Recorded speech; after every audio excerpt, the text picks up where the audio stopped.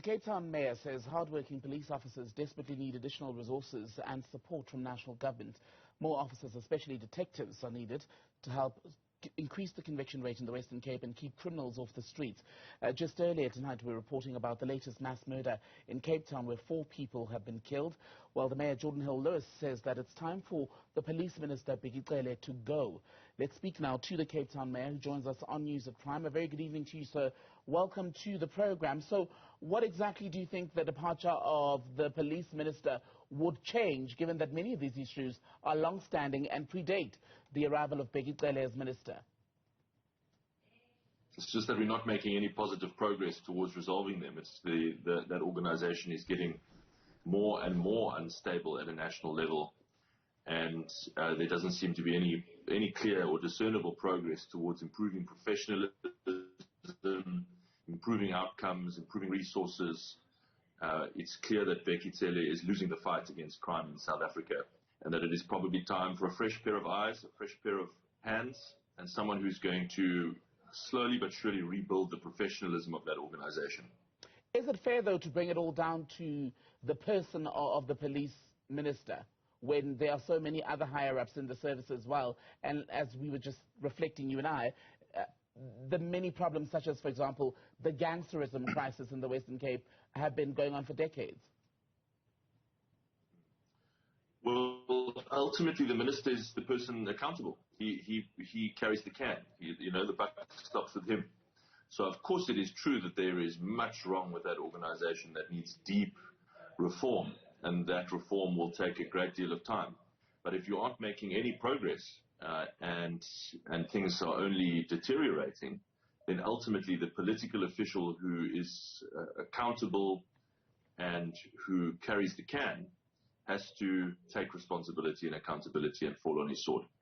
But given where we are politically, Police Minister Bheki Cele is there because he's a deployee of the ANC, the majority party, at national level. You are making this call for him to go. Highly unlikely that it's going to happen. So what's the way forward for the safety of the people of Cape Town? Oh, I accept that it's highly unlikely that it's going to happen, but that doesn't mean that it is not right to call for it. It is still absolutely the right thing to do. We need a police minister who is going to respect and uphold the professionalism of that organisation and build that professionalism over time, and that is not Bheki Cele. In the meantime, we are not just throwing up our hands and saying, oh, well, there's nothing we can do.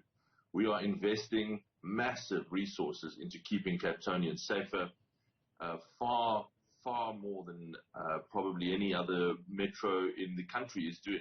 150 additional law enforcement officers this year alone, 80 new auxiliaries, 25 new traffic officers, hundreds of millions on the latest cutting-edge crime-fighting technology. So we are trying to fill the space that is left by SAPS. And I must hasten to say that there are many excellent SAPS officers at a ground level that we work with every day and who we work with excellently. It is just that at a national management level, at a resource allocation level, it is really tough to make progress with the current national picture and leadership. How much would a new police minister be able to do, given that we're seeing budget cuts across the board, and Treasury, in fact, says we need to do more trimming? Yeah, well, that's something that I really disagree with. Crime is fast becoming the number one issue in South Africa. It is increasingly unsafe for many, particularly poorest residents in South Africa. There's a terrible asymmetry to our experience of violent crime in this country. And so it's unthinkable to be cutting resources the way that is happening at the moment.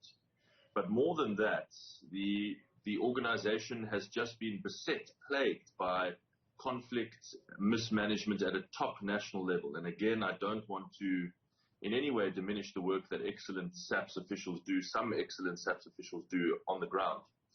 But really, one cannot look at the national leadership of SAPS and at a ministerial level over the last few years with any sense of confidence that they really have a plan, that they have an idea of how to rebuild this organization, and an idea of how to get a handle on and a control of crime. Let's talk about the experience of crime in Cape Town, because as I was saying, in the last 24 hours, 4 more people killed in Khayelitsha. Not clear who was responsible.